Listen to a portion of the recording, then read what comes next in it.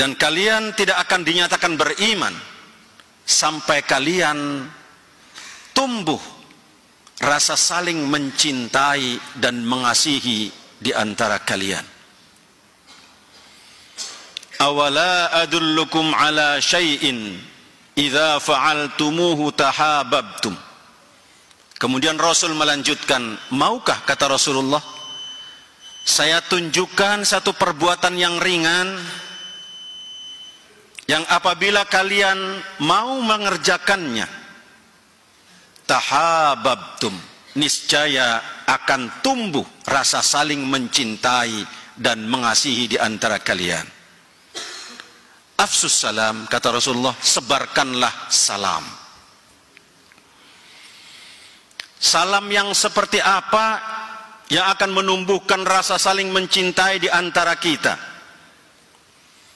Bukankah selama ini kita sudah terbiasa menyampaikan salam, baik kepada orang yang kita kenal maupun kepada orang yang tidak kita kenal? Kita selalu menyampaikan salam kepada mereka. Bahkan banyak orang lain juga menyampaikan salam kepada kita.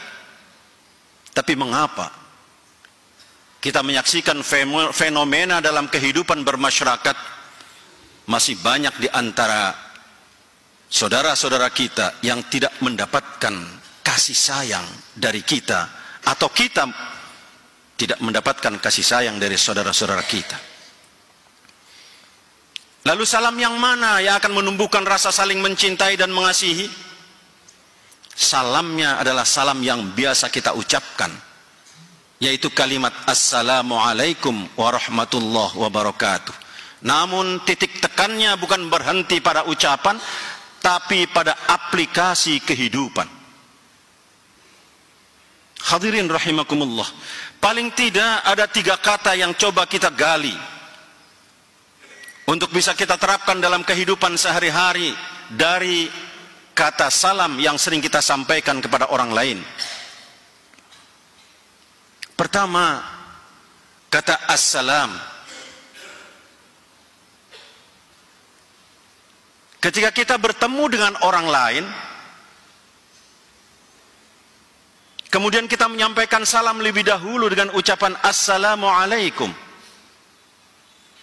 maka sadar atau tidak, kita telah melakukan kontrak perjanjian dengan orang itu, seolah-olah kita mengatakan, wahai saudaraku, selama engkau ada dalam pandanganku, selama engkau ada dalam jangkauanku, atau selama engkau ada dalam wilayah kekuasaanku, maka saya jamin keselamatanmu. Harus namanya salam sejauh itu kita mampu menjamin keselamatan dalam bentuk aplikasi kepada orang lain. Atau ada orang lain yang memberikan salam lebih dahulu kepada kita dengan ucapan Assalamualaikum. Sadar atau tidak bahwa orang tadi telah melakukan kontrak dengan kita, seolah-olah dia mengatakan, wahai saudaraku, selama engkau ada dalam jangkauanku, maka saya jamin keselamatanmu. Karena itu hadirin rahimakumullah, sungguh ironi kalau ada orang masuk ke dalam rumah orang lain, mengetuk pintu, kemudian mengucapkan salam, tapi begitu ada di dalam rumah orang itu, dia lakukan kezaliman. Atau ada orang yang berdiri di atas mimbar seperti ini, diawali dengan kalimat Assalamualaikum, tapi kemudian ucapannya tidak mampu menjamin keselamatan orang lain. Maka salam yang harus kita sebarkan adalah bagaimana upaya kita untuk menjamin keselamatan orang lain. Jaminan apa yang harus kita berikan kepada orang lain? Pertama, hifdzuddin, jaminan keselamatan agama, baik bagi diri kita maupun bagi orang lain. Kita wajib menjamin keselamatan agama, dan kita nggak boleh mengganggu agama dan keyakinan orang lain. Yang kedua, hifdzun nasab, menjaga keturunan. Itulah sebabnya kita dilarang untuk berzina, karena keturunan adalah merupakan kehormatan. Yang ketiga, hifdzul mal, menjaga harta benda kita. Itulah sebabnya kita dilarang mencuri. Yang keempat, hifdzul aql, menjaga akal kita. Itulah sebabnya kita dilarang untuk merusak akal kita, apakah melalui bacaan-bacaan yang akan merusak pikiran kita, atau bahkan melalui minuman-minuman yang memang akan merusak pikiran kita. Kita diajarkan untuk itu semua, untuk menjamin keselamatan ini. Sehingga ketika satu di antara kita saling menjamin keselamatan, akan tercipta kedamaian di antara kita. Lalu kalau ada orang lain yang sudah memberikan jaminan keselamatan bagi diri kita, atau kita telah memberikan jaminan keselamatan pada orang lain, apa kewajiban kita terhadap orang yang telah memberikan jaminan keselamatan pada diri kita? Al-Quran mengajarkan, wa idza huyyitum bitahiyyatin fahayyu bi ahsana minha aw rudduha. Kalau engkau telah diberikan penghormatan, huyyitum, penghormatan, dan para mufassir mengatakan huyyitum ini adalah assalam, yang berarti kalau kita telah diberikan jaminan keselamatan oleh orang lain, maka Allah membimbing, fahayyu bi ahsana minha aw rudduha, maka balaslah keselamatan itu, balaslah jaminan keselamatan yang orang lain berikan pada kita, bi ahsana minha, dengan balasan jaminan keselamatan yang lebih dari orang lain yang berikan kepada kita. Kalau saja kita tidak mampu memberikan jaminan yang lebih dari yang orang lain berikan pada kita, Allah kemudian memberikan batas minimal, aurudduha, kata Allah, minimal sama dengan yang orang lain berikan pada kita. Subhanallah, begitu mulia nilai salam dalam kehidupan kita, yang harus kita terapkan dalam kehidupan kita sehari-hari. Apakah cukup dengan memberikan salam?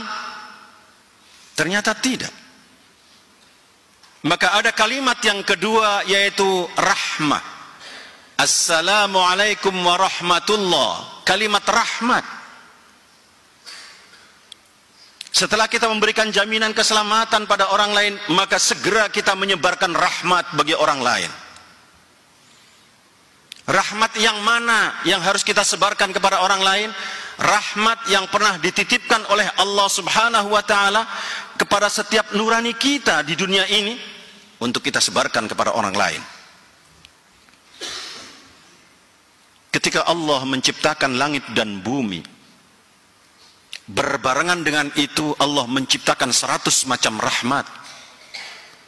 Satu rahmat diturunkan oleh Allah ke bumi, dititipkan kepada setiap yang memiliki nurani untuk disebarkan kepada yang lainnya. Kalau kita pernah menyaksikan seekor ayam betina yang pengecut, lari kalau ada orang lewat, tapi satu ketika saat di bawah sayapnya dia sedang melindungi anak-anaknya, maka ketika dia ada orang lewat di depannya, orang itu akan diserang oleh ayam tadi. Kenapa demikian? Karena ayam merasakan ada titipan 100 rahmat yang dititipkan oleh Allah kepadanya untuk disebarkan kepada yang lainnya. Atau kita menyaksikan seekor harimau yang buas dan ganas, saat dia melahirkan anaknya, Kita menyaksikan harimau itu menjilati anaknya dari mulai ubun-ubun sampai ke tengkuknya. Karena harimau merasakan ada titipan 1/100 rahmat yang diberikan oleh Allah kepadanya. Atau mohon maaf, kita menyaksikan seorang kakek yang sudah tua di rumah sakit, menunggui cucunya yang sedang dirawat di rumah sakit, dan kakek itu berharap agar cucunya kembali menjadi sehat, maka dia korbankan apapun, bahkan rela tidak makan demi menyisihkan dana untuk kesehatan cucunya. Itu adalah gambaran titipan 1/100 rahmat yang dititipkan oleh Allah kepada seorang kakek tadi. Sayangnya hadirin rahimakumullah, manusia berbeda dengan binatang. Banyak manusia yang gagal mempertahankan titipan 1/100 rahmat ini, sehingga kita menyaksikan dalam kehidupan kita bermasyarakat, suami yang menyakiti istrinya, istri mengkhianati suaminya, majikan menyakiti pembantunya, pembantu mengkhianati majikannya, atau bahkan banyak orang tua yang membunuh anaknya yang masih kecil. Itu semua gambaran hilangnya titipan 1/100 rahmat yang dititipkan oleh Allah kepada setiap nurani kita. Kita patut bersyukur kepada Allah.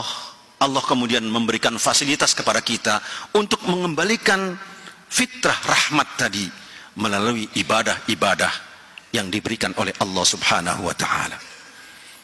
Karena itu ibadah seperti ini adalah merupakan kebutuhan kita, agar rahmat Allah, nurani yang pernah Allah titipkan pada kita, bisa tetap kita pupuk, kita pelihara, untuk bisa kita sebarkan kepada yang lain. Kalau dua hal ini bisa kita laksanakan, pertama, kita mampu menjamin keselamatan bagi orang lain. Yang kedua, kita mampu menyebarkan rahmat bagi lingkungan kita. Maka ada kata yang ketiga, yaitu barokah. Allah memberikan jaminan kata barokah ini akan diturunkan oleh Allah Subhanahu wa ta'ala, dengan syarat kita mampu menjamin keselamatan orang lain, dan kemudian kita mampu menyebarkan rahmat kepada orang lain. Digambarkan oleh Allah Subhanahu wa ta'ala dalam surat Al-A'raf, A'udzu billahi minasy syaithanir rajim, walau anna ahlal qura amanu wattaqau lafatahna 'alaihim barakatim minas sama'i wal ard walakin kadzdzabu fa'akhadnahum bima kanu yaksibun. Kalau saja, kata Allah, penduduk negeri itu, masyarakat itu beriman dan bertakwa kepada Allah Subhanahu wa ta'ala, saling memberikan jaminan keselamatan satu dengan yang lainnya, saling menebarkan rahmat satu dengan yang lainnya, saling mengasihi di antara sesamanya, tidak saling menghujat, tidak saling memojokkan, tidak saling menyalahkan, tidak saling memaki, tapi yang ada saling memuji dan saling mengasihi, maka Allah memberikan janji, la fatahna 'alaihim barakatim minas sama'i wal ard. Akan saya bukakan, kata Allah, pintu keberkahan yang datangnya dari langit dan dari bumi. Dari langit berupa air hujan, berupa rahmat, dia akan menyirami lingkungan ini tanpa berlebihan. Dari bumi yang tumbuh adalah pohon-pohon dan buah-buahan yang akan memberikan jaminan kesejahteraan bagi lingkungan kita. Walakin kadzdzabu, tapi sungguh sangat disayangkan, kata Allah, mereka lebih suka mengambil jalannya sendiri, mendustakan ajaran-ajaran ini sesuai dengan keinginan dan hawa nafsunya masing-masing. Karena itu hadirin rahimakumullah, untuk membangun lingkungan yang aman adalah merupakan tanggung jawab kita sebagai orang yang beragama. Tanggung jawab kita dalam menyebarkan salam untuk orang lain, salam dari diri kita untuk disebarkan kepada orang lain. Karena itu, melalui mimbar yang mulia ini, khatib mengajak kepada hadirin sekalian, mari kita sebarkan salam.